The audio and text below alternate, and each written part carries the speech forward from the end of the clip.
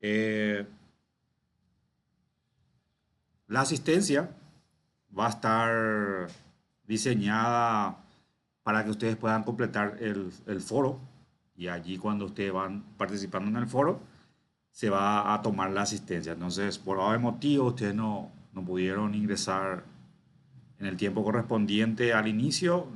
Entonces, toda vez que completen esa participación en el foro, su asistencia va a estar computada. Las tareas van a ser semanales, a veces son cuestionarios y otras semanas son tareas que se desarrollan. Generalmente tiene un plazo de 8 días para poder completarlo y entregarlo.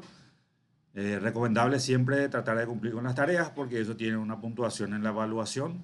Por lo tanto, siempre es recomendable tratar de entregar la mayor cantidad de tareas posibles, si es posible todas. Tenemos un parcial, perdón, tenemos dos parciales, primera y segunda parcial, y el recuperatorio si es que por algún motivo no se ha podido rendir uno de ellos. Y tenemos un trabajo práctico que va a estar basado en los desarrollos que vamos dando. El programa de la asignatura ya está en el módulo, en la sección correspondiente a donde está el programa. Si no lo vieron, pues pueden ahí mirar, hacer una exploración. Me avisan si por ahí no pueden acceder, no pueden descargar, entonces para poder ver eso para subsanar. Los materiales, yo voy a ir compartiendo los materiales de referencia conforme a cada desarrollo. Ustedes pueden usar eso para poder estudiar y avanzar con sus tareas. Está la bibliografía del programa, que también le va a servir para ahondar en los conocimientos de la materia. Siempre el desarrollo es interactivo. Si por algún motivo ustedes tienen consultas a medida que yo voy desarrollando, sin ningún problema ustedes pueden pedir o realizar sus consultas para que yo pueda ir atendiendo eso a medida que vamos avanzando. Si por algún motivo en las tareas, las tareas semanales tú tienen consultas o en el proceso que están desarrollando necesitan consultar algo, lo pueden hacer a través del foro o a través de los mensajes del módulo. Generalmente eso estoy al pendiente para poder responder y poder atender las consultas que tengan en base a su lectura. Bien, eso serían las partes generales de nuestra asignatura. Por lo general vamos a empezar a las 19 horas, a modo de que esté en punto intermedio. Algunos seguro, así como Daisy está en proceso de camino a su lugar de residencia, otros ya están, etcétera. Pero vamos a hacer un punto medio, a modo de que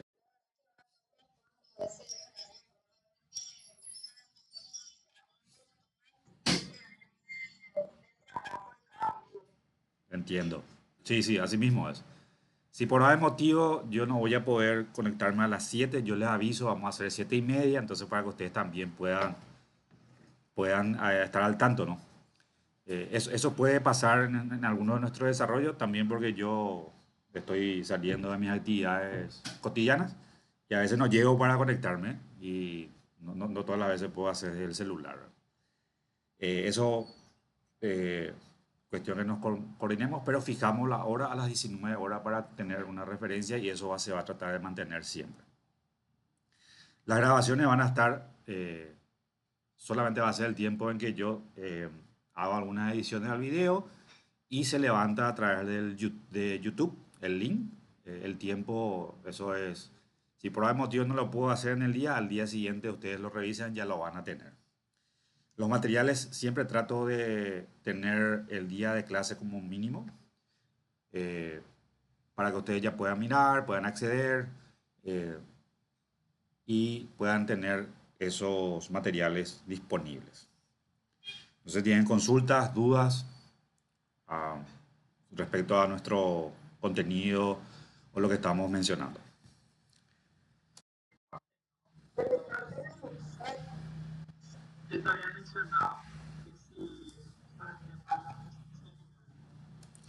Sí, Elías.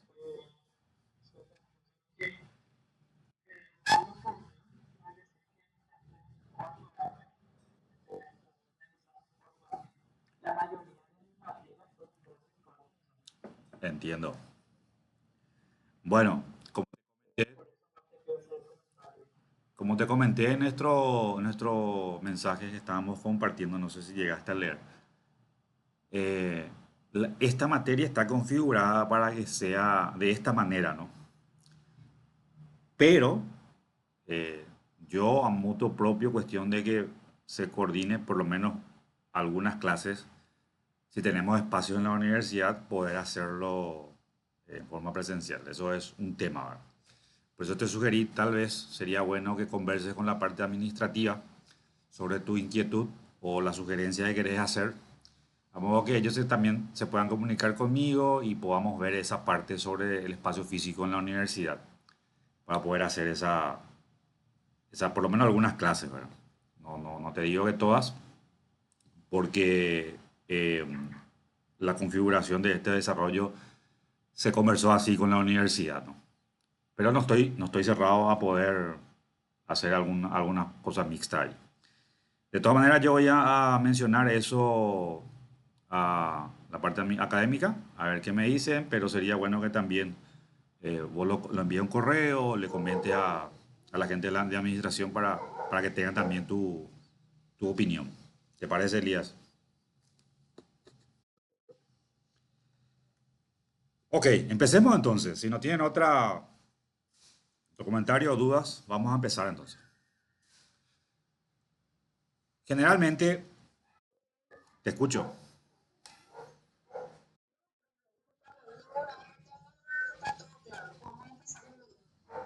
Muy bien, muchas gracias. Empecemos entonces.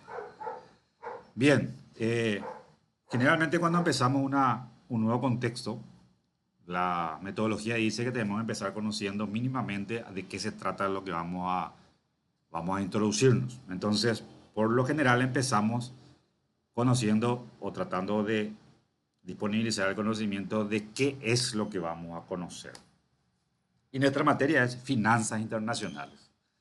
Hay que saber que la ciencia de finanzas es un todo. Básicamente, resumiendo, en términos claros, es el manejo de los activos. Ese manejo de activos se hace a nivel personal, a nivel empresarial, a nivel gobierno y a nivel internacional. Nosotros nos vamos a ese último nivel, que es el nivel internacional, que puede ser del gobierno, que puede ser de corporaciones, incluso puede ser de personas físicas. La pregunta es, ¿cuándo una persona física, una persona así como nosotros, ustedes, yo, va a tener finanzas internacionales? Y sí, mínimamente se da porque cuando nosotros hacemos compras del exterior, ya sea, por ejemplo, los streaming o compras de cualquier página de ofertas o de ventas, se genera esa transacción internacional y ahí ya se da explícitamente el tema de lo que es las variables que tienen que ver sobre las finanzas internacionales. Son mucho más fáciles observar o más específicas observar sobre lo que son las corporaciones y el gobierno en sí. Por eso que los ejemplos se van a ir siempre relacionados a esos dos principales, pero eso no significa que no tengamos la posibilidad de conversar algunos temas referentes a las personas físicas. Entonces, dicho eso, ¿qué vienen a ser las finanzas internacionales? Y básicamente las finanzas internacionales combina lo que se conoce como las finanzas corporativas y la economía internacional. Las finanzas corporativas es todo lo que tienen que hacer las empresas respecto al manejo de sus activos. Y la economía internacional es el intercambio y la maximización de las ventajas comparativas de esos intercambios. Básicamente, lo que nosotros hacemos con las finanzas internacionales es combinar esos dos aspectos para poder extender o poder analizar cuáles van a ser los impactos que van a tener en la toma de decisión respecto a las variables económicas. Y vamos a ver más adelante cuáles son las variables económicas.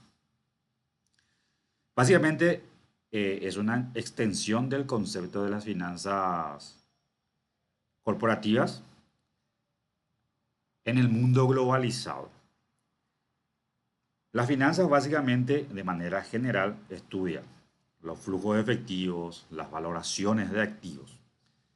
Y las finanzas internacionales estudian lo mismo, flujos de activos, valoraciones de activos, etcétera, pero de forma internacional, extrafrontera, es decir, más allá de un país.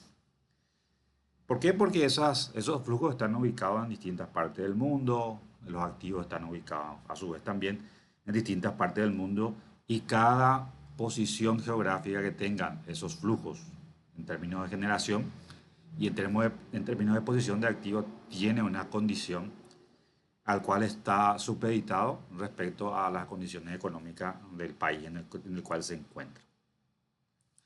¿Por qué se apertura este fortalecimiento de las finanzas internacionales? Porque más de 2 décadas que viene fortaleciéndose el término de lo que es globalización. Y hoy el mundo está altamente globalizado, ya sea en comunicación, eso se siente bastante por el tema de las redes de comunicación, el comercio, el movimiento de capitales, el movimiento de personas. Por lo tanto, cualquier movimiento demográfico, geográfico, de activos y financieros ya están altamente interrelacionados, por lo que es sumamente importante empezar a manejar las finanzas internacionales. Es por ello que ustedes en la administración, en el estudio de la administración, necesitan tener esos conceptos para tener una visión respecto a cómo se evalúan la composición de sus activos y compromisos respecto a las variables internacionales o variables macroeconómicas internacionales. Ahí entra el concepto también en lo que es la administración financiera internacional, que básicamente es un proceso de toma de decisiones financieras que hacen los ejecutivos o dueños de empresas a modo de poder analizar el comportamiento financiero de sus activos. Cuando yo digo activo, estoy no solamente hablando de lo que es un edificio, un vehículo, sino también el dinero y los instrumentos de capital que pueden ser bonos, acciones, etc. Entonces, cuando digo activos, incluye todo eso. Entonces, los aspectos internacionales que forma parte de un plan de negocio, básicamente depende del número de organización, de la organización o de la empresa que se está analizando y abarca prácticamente todas las áreas, que puede ser marketing, administración, abastecimiento, operación, área de inversiones, finanzas, manejo de financiamiento, etc. Estos aspectos internacionales tienen sus variables de análisis que uno debe ir conociendo y el que más se conoce por lo general es el tipo de cambio. Entonces, toda persona que quiera hacer, por ejemplo, una adquisición en dólares, revisa cuánto está el tipo de cambio y posiblemente quiere saber cómo va a estar en el futuro. Si bien a una persona física le es mucho más complicado hacer ese tipo de cálculo porque tiene un procedimiento técnico, las entidades corporativas tienen la posibilidad de poder contratar especialistas en eso para poder evaluar cómo va a estar en el corto plazo y básicamente en el mediano plazo también. Entonces, desde la perspectiva de las finanzas internacionales, básicamente se describen aspectos monetarios de la economía internacional. Y ahí es donde entra la parte macroeconómica, ¿no? Donde se conoce como la macroeconomía de una economía abierta. Una economía abierta es así como Paraguay, donde puede exportar productos sin que haya restricciones, más que las normativas que se deben cumplir respecto a los temas sanitarios, pago de impuestos, las normativas de transporte, etcétera.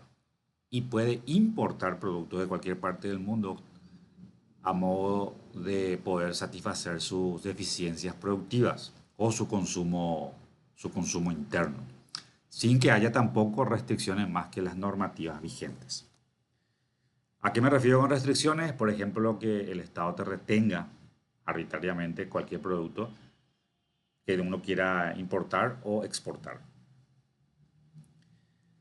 Entonces, el punto central del análisis en las finanzas internacionales se constituye en lo que se conoce como balanza de pagos. ¿Qué es la balanza de pagos? Y la balanza de pagos es como una contabilidad grande del gobierno, donde se registran todas las transacciones que hace el gobierno, ya sea comercio, ya sea eh, de inversión o préstamos, y sus reservas. Ahí está completamente detallada cuál es la posición que tiene el gobierno respecto al mundo y en forma interna. Y también los procesos que se deben hacer para poder ajustar esa balanza de pagos. ¿Por qué? Porque si yo exporto mucho, voy a tener mucho exceso de dólares, lo cual va a hacer que posiblemente tenga su efecto en el mercado interno. Y viceversa, si importo mucho, voy a demandar muchos dólares, lo cual va a hacer que el tipo de cambio tenga una variación respecto a la disponibilidad de dinero en divisas, o sea, en dólares. Generalmente las finanzas internacionales, como lo estábamos diciendo, estudian los flujos y la evaluación de activos. ¿Qué es lo importante en las finanzas en generales? Lo más representativo e importante es poder conocer cuál es el comportamiento de los flujos, que a su vez tienen su impacto en la valoración de los activos. Los activos nuevamente serían las acciones, los bonos, los edificios, los vehículos, etc. Y las finanzas internacionales lo hace extra frontera, depende de dónde esté el activo y lo evalúa conforme a las condiciones en el cual está ubicado o se genera. Entonces, tenemos la economía internacional, que es parte de lo que es las finanzas internacionales, que básicamente estudia los regímenes cambiarios, el sistema monetario internacional, el proceso de ajuste de la balanza de pago y los factores que determinan el tipo de cambio. Y hay una condición que es las condiciones de paridad, que también estudia la economía internacional. Las finanzas corporativas, le ponemos el contexto internacional, básicamente evalúa o empieza a analizar los mercados financieros internacionales, las operaciones de escala mundial, las evaluaciones y administraciones de riesgo de cambio y el financiamiento internacional. A su vez también hay inversiones en portafolios internacionales. Si bien nosotros no entramos a detallar o a analizar cada uno de ellos, porque esto nuevamente tiene una subdivisión, todo esto se combina en lo que es las finanzas internacionales a modo de poder tener las informaciones y más que nada poder conocer cuáles son las variables que debo analizar al momento de observar la posición internacional en términos de corporación o en términos de Estado. Las finanzas internacionales tienen mucha relación tanto en las finanzas domésticas y las finanzas internacionales en general. Si hablamos de flujo de efectivo, el flujo de efectivo se puede producir en diferentes países con distintos marcos políticos y legales. Y obviamente esos marcos políticos y legales introducen un riesgo. Ese riesgo es lo que todos quieren poder gestionar y poder evaluar cuánto le va a costar administrar ese riesgo. Ese riesgo es sumamente importante conocer cuál va a ser el costo a modo de poder gestionar cuál va a ser la rentabilidad o la maximización de rentabilidad. Entonces, Esta, este manejo de flujo respecto a en qué país está o en qué economía está bajo una normativa legal y política, abarca desde el peligro del cambio de reglas de juego, como por ejemplo permisos, impuestos, leyes laborales, hasta la posibilidad de una expropiación arbitraria. En Argentina, en la década de los 2000, inicio de los 2000, habían hecho privatizaciones y se vendieron varias empresas o varias corporaciones con capital público. Y luego ya no se volvieron a nacionalizar. Sin embargo, por ejemplo, en otros países se venden las acciones o los derechos nacionales de capital público y viene el privado y lo compra, pero luego cambia el gobierno, cambia las políticas y eso el gobierno nuevamente lo nacionaliza, es decir, le extrae al privado toda su inversión, toda su posesión y eso es un riesgo. Por eso es que en cada país, cuando hay elecciones, todos están muy expectantes a eso para ver exactamente qué línea de gobierno va a estar asumiendo y qué reglas de juego se van a generar de acuerdo a esos contextos políticos y a su vez también económicos. Si hablamos de flujo de efectivo, se pueden producir en diferentes monedas y ahí se introduce lo que se conoce como riesgos de tipo de cambio. Paraguay últimamente está muy en auge y bajo la mira de los inversionistas, pero nuestras emisiones de bonos nacionales se hacen mayormente en dólares. Por lo tanto, nosotros asumimos el riesgo cambiario. ¿Qué quiere decir eso? Nosotros emitimos bonos y si se modifica el tipo de cambio, pagamos el costo por esa modificación.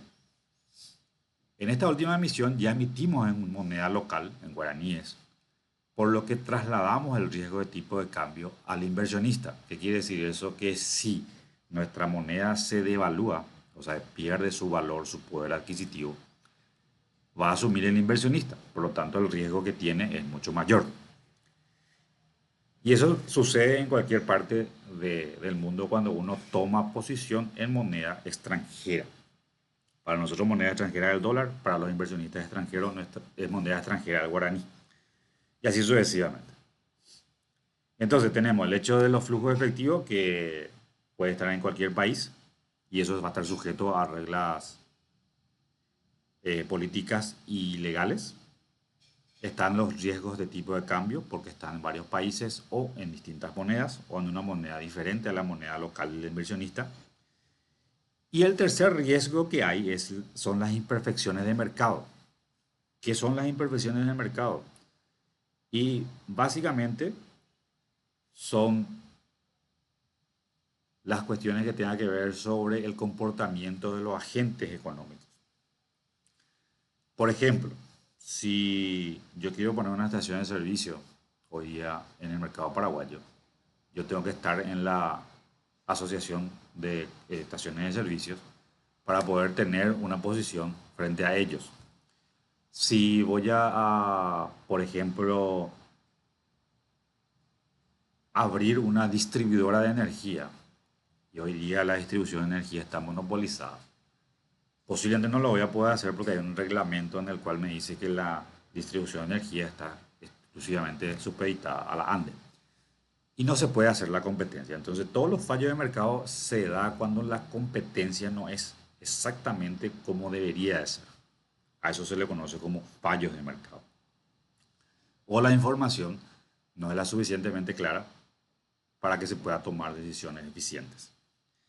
Entonces, el objetivo de poder manejar las finanzas internacionales es básicamente aumentar el valor de los activos, el valor de la rentabilidad de los inversionistas y que estos puedan tomar decisiones racionales. Y a su vez poder evaluar cuál va a ser el valor de sus activos. ¿De qué depende este valor de los activos? Y básicamente depende del flujo que puede generar los activos. ¿Qué significa eso? Si yo tengo una maquinaria que está parada allí, pero es la mejor maquinaria del mundo, que produce el mejor producto, pero no produce, es un activo que no produce o que no genera flujo. Por lo tanto, no es un generador de valor. Eso sucede en todos tipos de activos. Todos los activos, en términos financieros, que no generan un flujo de ingresos y cuyo valor neto de esos flujos de ingresos sea positivo, no genera valor. Bajo ese concepto hay algunas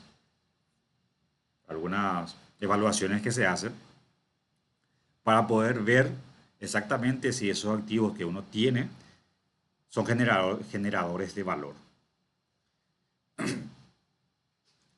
Veamos ese ejemplo de cómo se evalúa un flujo para ver si genera o no genera valor. Vamos a tomar como supuesto ciertos datos que voy a ir exponiendo aquí. Me avisan si falta ajuste para poder ver. Voy a agrandar de hecho un poco más el zoom, como que se pueda ver ya. ¿Qué tengo que tener? Primeramente tengo que tener el flujo de caja. Generalmente se le conoce como flujo de caja libre. Ese flujo de caja libre es un concepto en el cual se dice es el flujo de caja que tienen los accionistas para poder recibir sus dividendos. Es decir, yo ya generé todo el compromiso o pagué todo el compromiso de los costos operativos, me sobró saldo neto del flujo de caja positivo e hice inversiones. Y una vez que hice inversiones, las necesarias, se queda lo que se conoce como flujo de caja libre o el free cash flow, lo cual me permite decirle al accionista, esto, en base a esto, la valoración de las acciones se van a ir dando. Entonces yo voy a tener ciertos periodos, vamos a decir que son 5 periodos.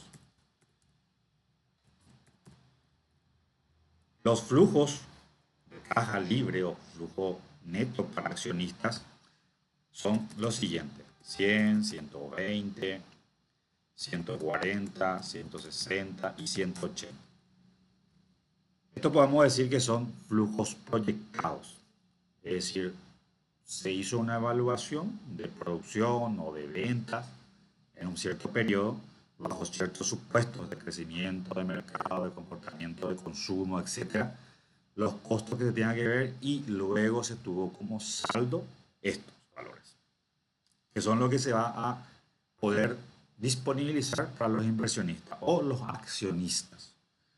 Entonces, ¿qué necesito yo saber para poder decir que el activo que está generando este flujo de caja libre es un generador de valor? Es decir, le genera valores positivos a los activos que estoy teniendo. Eso significa que voy a tener rentabilidad, voy a tener ganancias. Para eso necesito saber cuánto cuesta estos flujos. Es decir, voy a tener el costo promedio ponderado de capital, el weighted average cost capital. Y vamos a suponer que ese costo promedio es de 10%. Y como yo estoy evaluando flujos superiores a un año, yo tengo que evaluar a una tasa de largo plazo. A esa tasa de largo plazo le vamos a llamar crecimiento perpetuo, que podría ser un 3%. Con eso vamos a aplicar lo que se conoce como valor de dinero en el tiempo, que es básicamente, como yo quiero evaluar estos flujos futuros y no lo puedo evaluar, es decir, no puedo hacer una suma simple de estos valores porque son periodos diferentes. Por lo tanto, el valor real de estos valores, valga la redundancia, son distintos. Es como querer sumar kilómetros con metros. No puedo sumar 100 kilómetros con 50 kilómetros, con 100 kilómetros con 50 metros porque no van a ser 150 kilómetros. Es imposible eso. Entonces, por lo tanto, tengo que hacer la conversión a una unidad de medida, que una unidad de medida puede ser el año 1, una unidad de medida puede ser el año 2, cualquiera de esos años, para poder hacer la comparación. Yo lo quiero llevar al año 0, es decir, hoy. Hoy no tengo inversiones, pero todos estos flujos los quiero traer acá. Entonces voy a aplicar lo que se conoce como valor presente. ¿Y qué es valor presente? Y el valor presente es básicamente tener los flujos valorizados a un valor actual.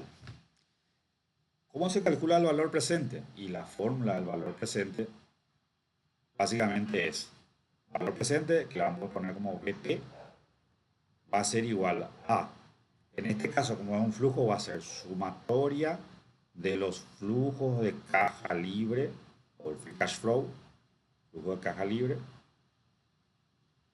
por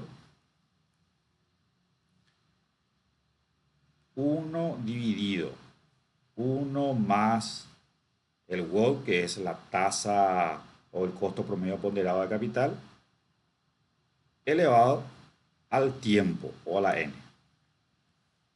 Esta fórmula yo aplico y voy a poder tener los valores presentes y poder valorizar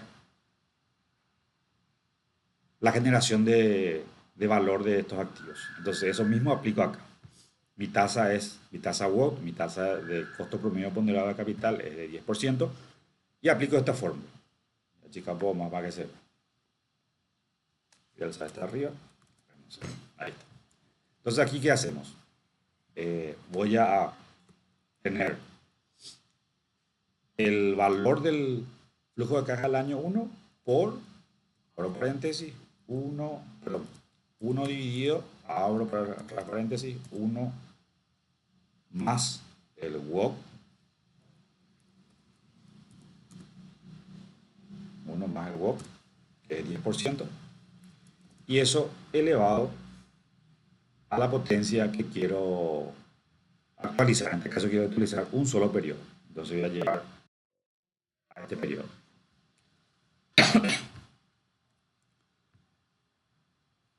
Vuelto a la potencia. Ahí está. Un periodo. Y le doy Enter. Entonces de 100 se va a convertir en 9,9. ¿Por qué? Porque estoy descontando un periodo. El siguiente periodo, lo voy a hacer acá, pero va a ser como si fuera que estoy llevando todo a este año 0.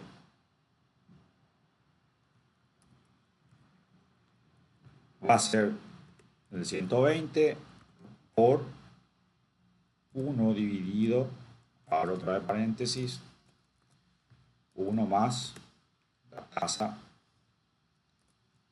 elevado, en este caso el segundo periodo. Y así sucesivamente. Eso voy a hacerlo para todos los periodos.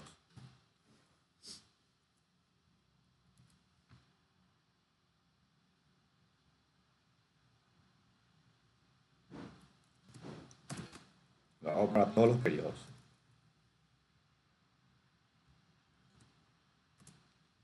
Ahí está.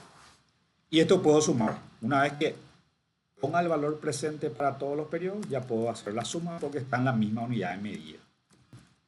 Prácticamente es eso. ¿Y qué pasa? Como mi flujo, o como generalmente se conoce, si ustedes ya dieron proyectos, tienen el valor actual neto. En este caso sería el valor actual nomás, porque no está la inversión, ¿verdad? Entonces sería el valor actual, no el neto todavía.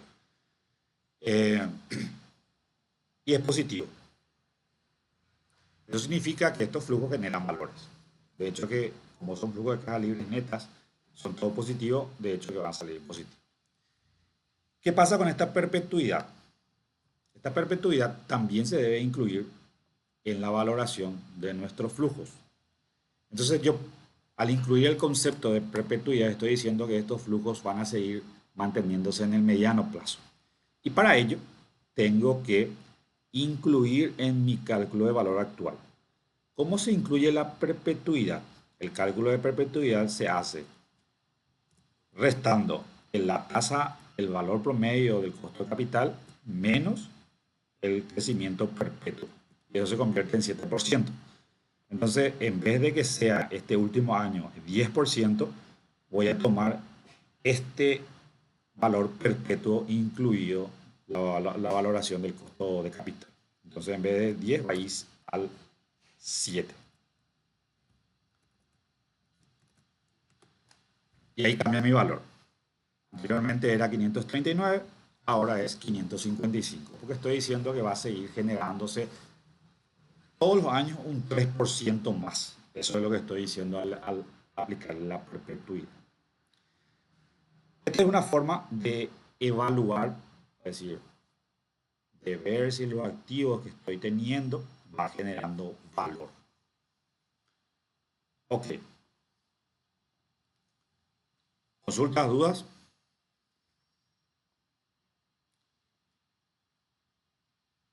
sigamos entonces.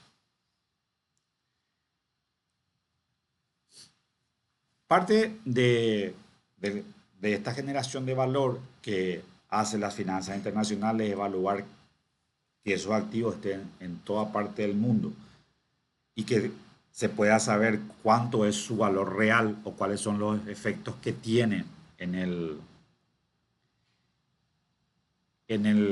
activo, es poder conocer cuáles son esas variables eh, que se debe analizar. Entonces, ¿por qué tenemos que entender estas finanzas internacionales? Primero, porque tenemos que saber cómo se evalúan los activos. Segundo, porque las economías están altamente interrelacionadas, conocida como globalización. Entender los acontecimientos internacionales, qué pasa si cambia las variables internacionales o el contexto internacional. Si yo le pregunto hoy día cuál es el cambio que hubo hoy en términos de contextos internacionales, ¿qué me responderían?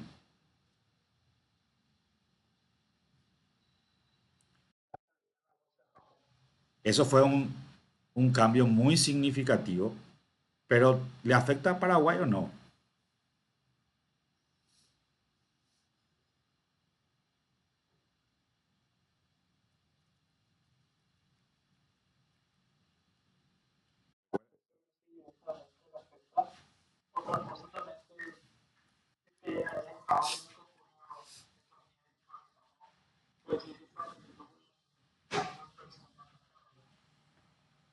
Nuestra calificación crediticia.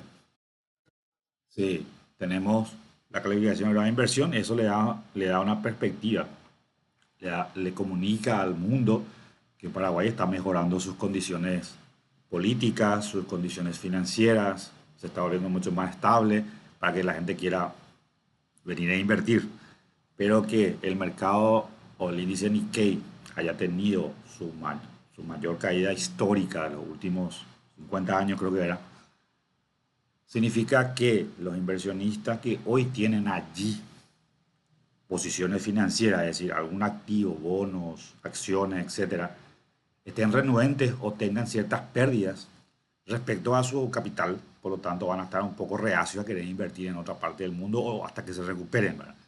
En esos aspectos a nosotros también nos afecta. Recuerden que los inversores eh, invierten en toda parte del mundo. No, no es que solamente hay un cúmulo de inversores o de capitales para la bolsa de Japón, para la bolsa de Chicago, para la bolsa de Brasil, etcétera. No, prácticamente está muy globalizado, entonces ya se mezclan todos. Y hay que entender también que existen corporaciones muy grandes, como por ejemplo Toyota, Tesla, Google mismo, cuyo capital de formación son altos. Eso significa que no solamente un dueño está haciendo frente a esa capitalización o a ese patrimonio, sino existen varios. Y allí es donde se introduce las finanzas internacionales y el mercado financiero para poder financiar eso. Es mucho más sencillo, vamos a hacerlo más chiquito, es mucho más sencillo hacer una colecta, como generalmente nosotros lo llamamos vaquita, para poder afrontar un gasto que hacerlo solo. Hoy en día en Paraguay ya tenemos los fondos mutuos. Hace 10 años era muy difícil comprar bonos de forma particular porque primero era muy restrictivo la idea de hacerlo.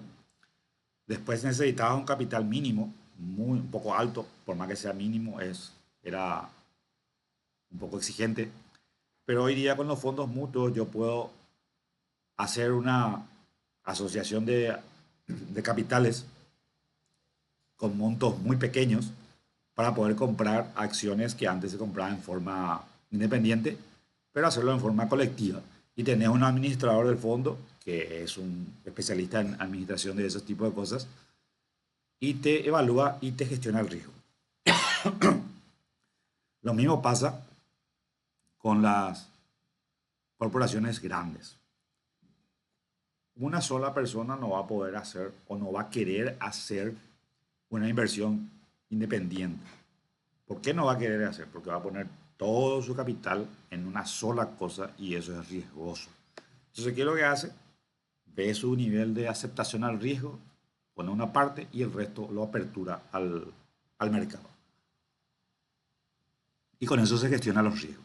Eso es una forma en que se va formando el mercado internacional y con ello las finanzas internacionales. Es por ello que yo tengo cap capitalista o inversionista que tiene activos en Paraguay, tiene activos en Brasil, tiene activos en Argentina, tiene activos en todas partes del mundo y sus decisiones hacen que las condiciones financieras vayan cambiando.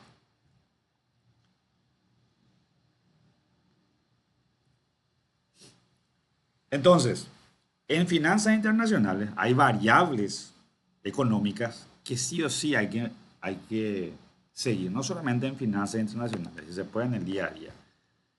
Por ejemplo, tipo de cambio, tasas de interés, precios de bonos, precios de acciones. En el mercado paraguayo no hay tanta todavía el mercado de acciones, pero ya existe. Presupuesto de gobierno y la cuenta corriente. La cuenta corriente tiene que ver con el concepto, no sé si recuerdan, que ya hablamos sobre la balanza de pago.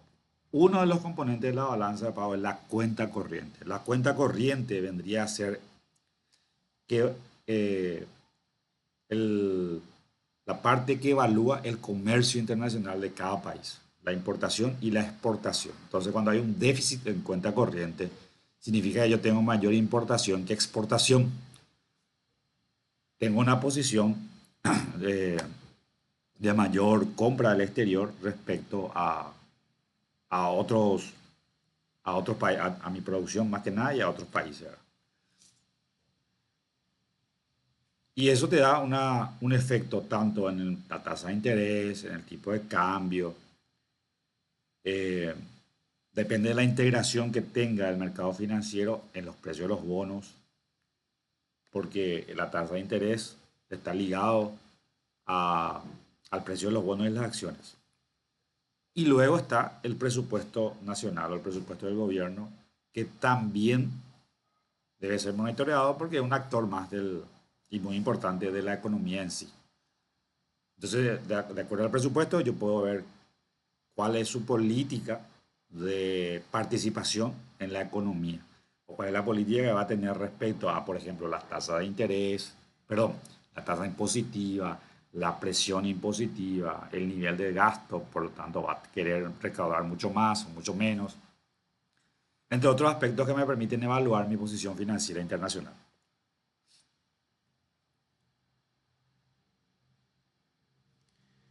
Eh, en términos generales, ¿qué es lo que tenemos que entender muy bien acá y por qué nace la idea de aprender súper bien las finanzas internacionales? Es por el concepto de globalización. Eh, si bien este concepto es muy utilizado, ya muy conocido, básicamente esta palabra globalización lo que hace es integrar todas las economías e interrelacionar las posiciones y las ventajas de cada economía en todo el mundo. Y ahí entra lo que es la economía internacional, a modo de poder hacer las ventajas comparativas de cada economía. Por ejemplo, cada economía tiene ventajas o posibilidad de producir ciertos productos de manera eficiente, lo cual lo produce más barato y lo puede vender al resto del mundo. Y todos lo quieren comprar porque cuesta más barato o tiene la posibilidad de producirlo. Nosotros, por ejemplo, tenemos ciertos minerales que no podamos producir porque no tenemos los conocimientos o no existen en el país. Por ejemplo, el petróleo, en teoría no tenemos. Si bien hay estudios de eso, pero ahora mismo no se explota. Entonces, preferimos comprar que hacer una prospección y gastar mucho dinero para poder tener nuestros mismos pozos petroleros. Entonces, eh, en términos de ventaja comparativa, es mejor comprar mientras que podamos solucionar el tema de la prospección.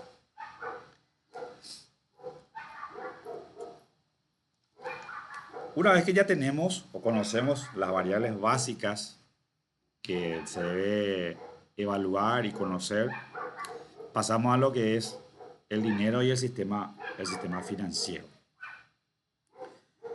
Y aquí básicamente empezamos a ver en detalle qué es lo que hay detrás de las finanzas internacionales y a su vez su actor principal que genera el flujo, que es básicamente el dinero.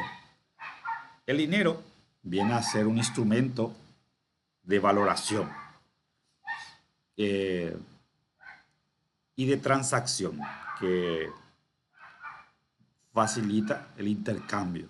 ¿Por qué? Porque se acepta en todo el mundo, de acuerdo al país se generan divisas correspondientes para que se puedan dar los intercambios.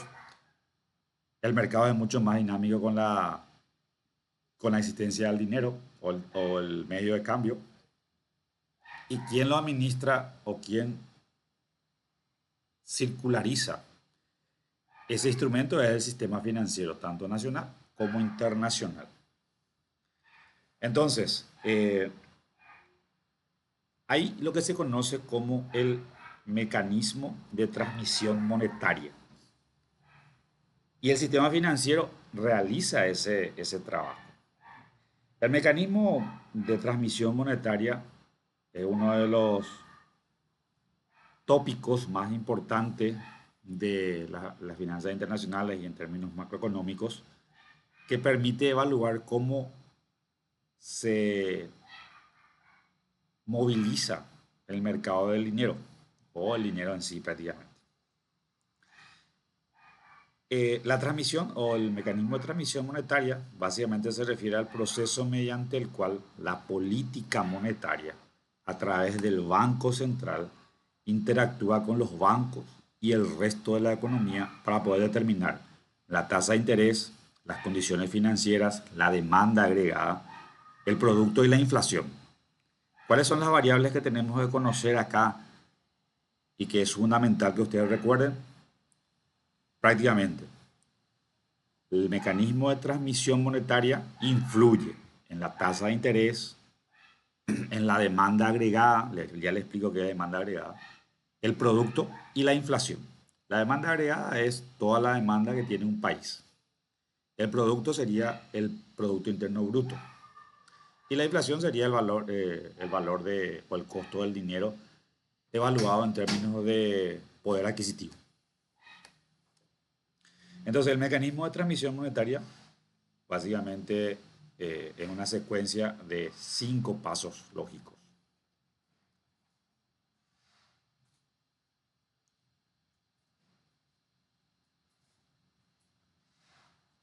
Voy a listar aquí.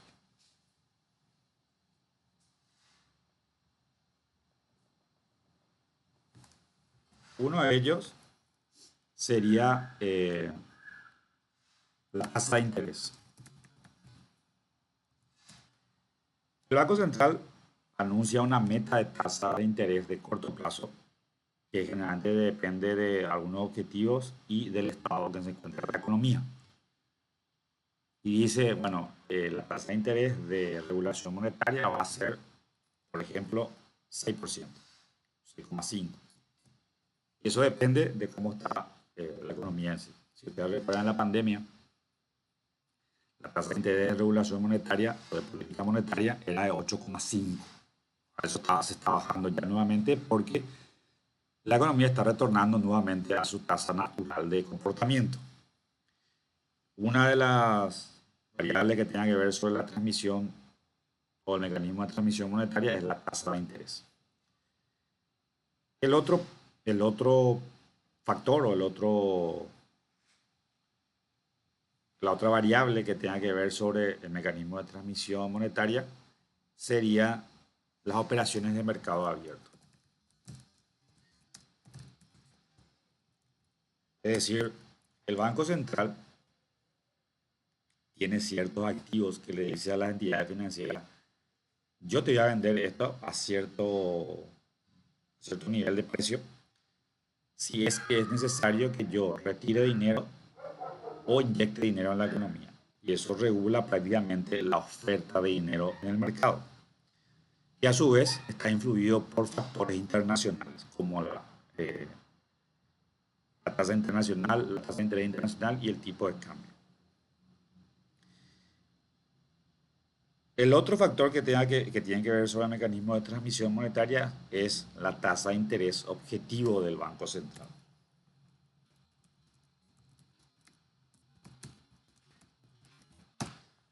La tasa de interés objetivo del Banco Central está relacionado con las expectativas del mercado sobre las condiciones futuras financieras que pueden tener el mercado y que básicamente ayuda a determinar el espectro de las tasas de interés futuras de corto plazo, de largo plazo y así como los precios de los activos y el tipo de cambio. ¿Qué quiere decir eso? Que, por ejemplo, los bancos ven que hay mucho riesgo de morosidad, porque ellos evalúan eso y te dice, bueno, yo, porque hay mucho riesgo en el mediano plazo, te voy a cobrar una tasa de préstamo más alta. Y eso hace que la expectativa cambie. Entonces, esa tasa de interés objetivo hace referencia a los costos futuros del dinero, la expectativa que tiene los agentes económicos respecto a las variables económicas y su comportamiento futuro. Luego están los cambios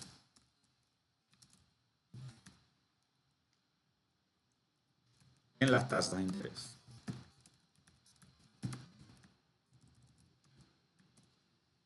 Estos cambios en las tasas de interés básicamente hacen referencia a las condiciones de crédito, a los precios de los activos y los tipos de cambio que afectan a las inversiones, al consumo y a las exportaciones. Tipo de cambio, las exportaciones, consumo, los préstamos y todo eso. Y las tasas de interés que tengan que ver sobre los intereses de inversión.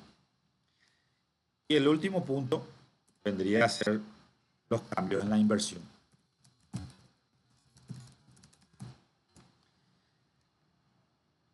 Esto básicamente engloba cambio de inversión, cambio en el consumo y en las exportaciones netas.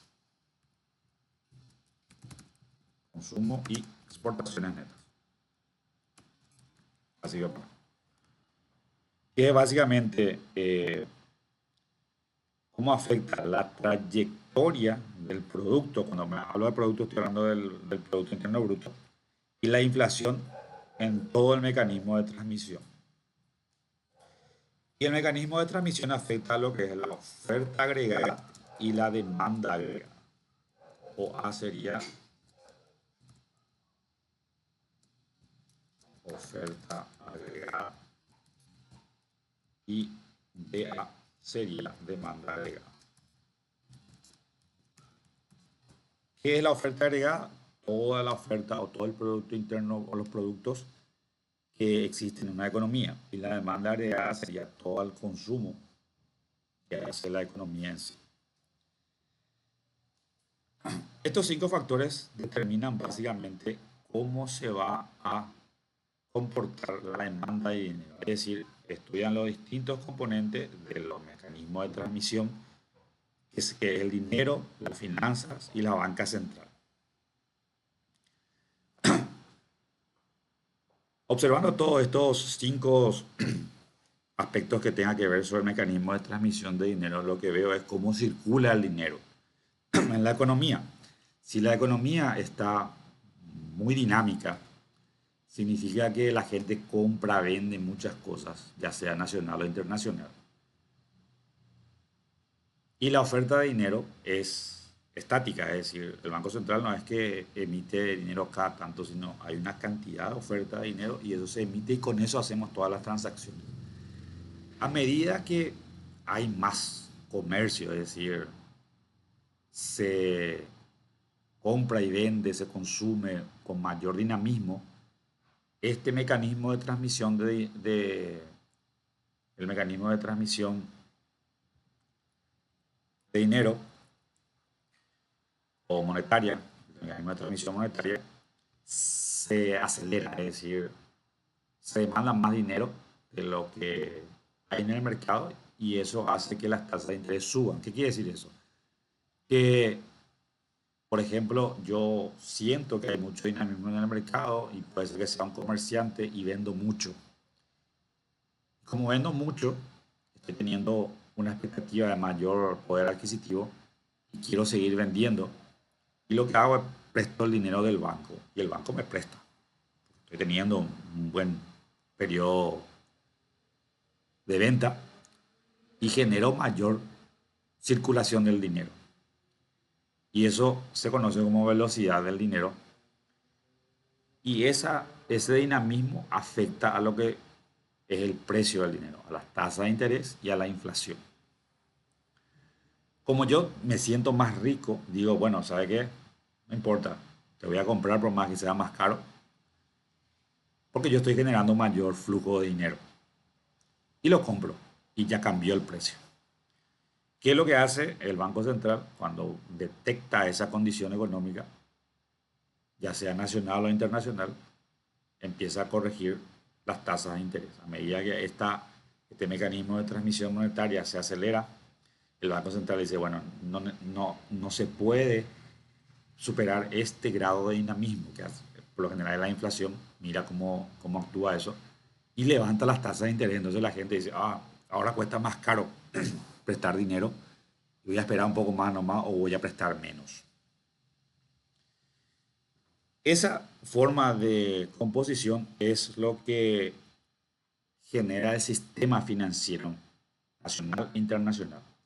Dentro de estos componentes están los intermediarios financieros como actores principales de todo lo que es el sistema financiero, tanto nacional e internacional. ¿Por qué decimos tanto nacional como internacional? Porque los bancos no solamente son de bancos locales, sino también bancos internacionales. Esto mismo sucede, como el ejemplo que estaba mencionando, en la economía nacional y se transmite en el mercado internacional. Y eso genera efectos en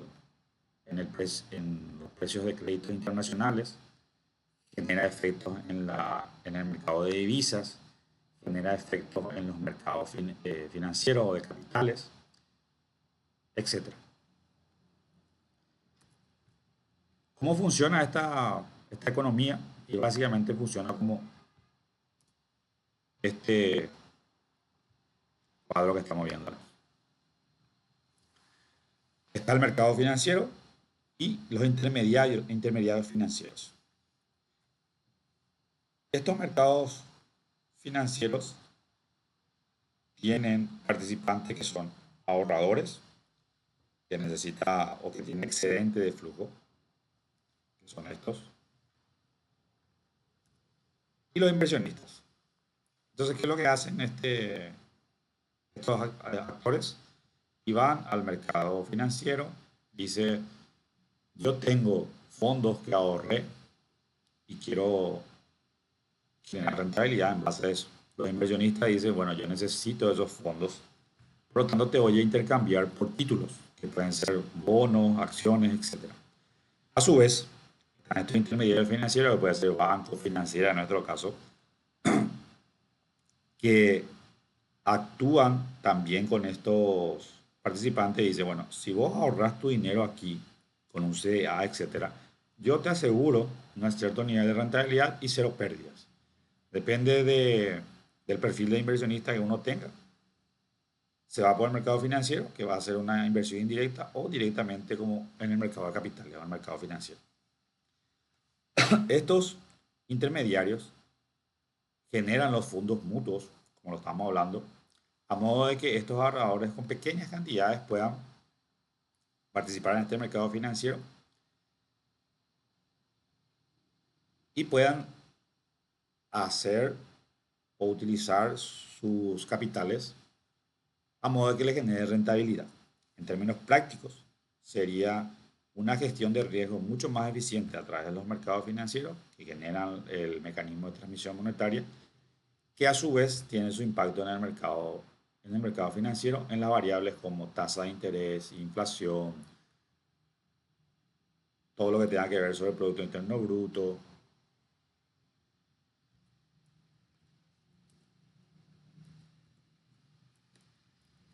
Y el tipo de cambio.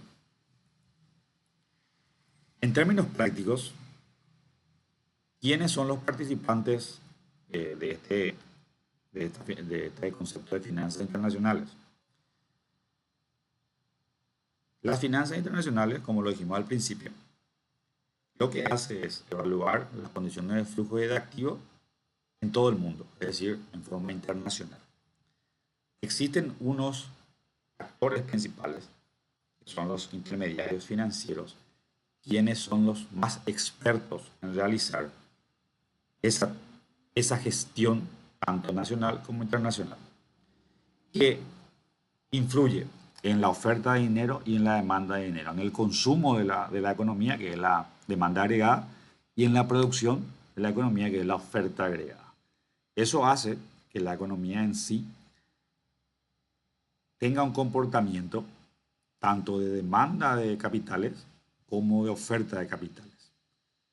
Pero yo no puedo comprar activos en forma independiente porque poner todo mi capital en un solo lugar es muy riesgoso. Entonces me voy al mercado financiero y le invito a las personas que vengan a invertir conmigo bajo cierta rentabilidad. Eso hace que yo pueda aperturar ciertas participaciones a terceros y lo hago a través de acciones. Esas acciones tienen unos derechos y que están supeditados a su rentabilidad, a los flujos que generan los activos que se van a adquirir con esa participación. El punto central del cual tenemos que estar muy pendiente es cómo se comportan las tasas de interés, tanto nacional como internacional, a modo de evaluar el valor del dinero, cuánto genera rentabilidad ese valor. A su vez, las otras variables como son la inflación, el Producto Interno Bruto, el tipo de cambio. Y eso nos lleva al concepto de lo que es el mecanismo de transmisión monetaria. Ese mecanismo de transmisión monetaria es cómo nos llega el dinero y a cuánto nos llega el dinero y qué tanto estamos utilizando.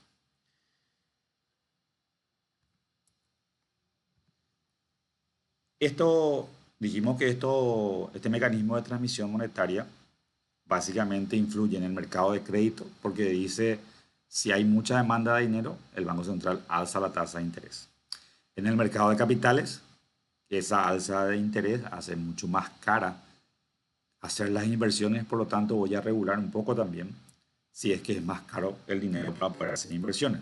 Y está el inversionista, que si le van a pagar más, es decir, al que va a ser la empresa, etcétera, que por una alza de interés le cuesta más caro obtener financiamiento, y está el que tiene el dinero, que va a ser los ahorradores, que si le van a pagar más, está dispuesto a disponibilizar su dinero. Esa función de gestión lo hacen los intermediarios financieros y afecta básicamente a la oferta agregada y a la demanda agregada. Todo este contexto se debe comprender en términos iniciales para que nosotros podamos introducirnos en lo que es la finanza internacional. ¿Alguna consulta, duda, sugerencia?